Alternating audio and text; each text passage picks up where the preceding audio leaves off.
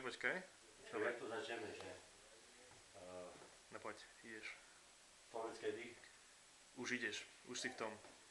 Na počesť toho, že prišiel Vlado na Slovensko, chcem mu zahrať jednu pesničku od Olympiku. Počúvajte všetci dobre. Už v detství mýval jsem ten svízel, že rád jsem se prál. Rány jsem dával, rány sklízel, až mu se smál. Pak začali říkat, že jsem výtržník a váč, a já měl často málem na krajíčku pláč.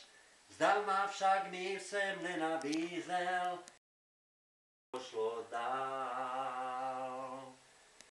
Dal jsem dívku v třetím járu, svíst. Když kluci hráli voničáru, já šel jsem je zbít. A ona že prý ztrácet, tak jsem svou první lásku jas.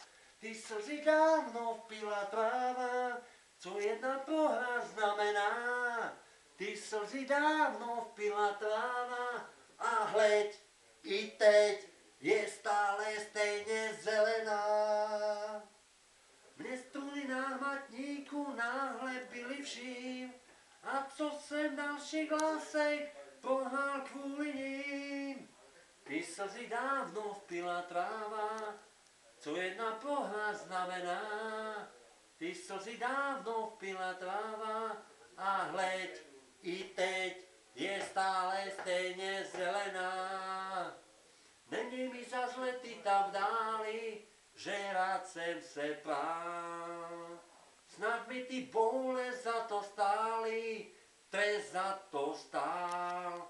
Či větší víru dneska ty další, které dávno soucit vzal.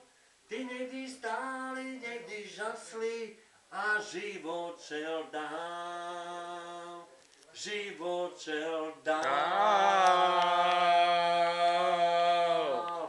Ďakujem, posielam pozdrav do Anglicka všetkým chlapcom. Ďakujeme. Warwick Street 63. Ďakujeme. Ďakujeme. Hej, hej.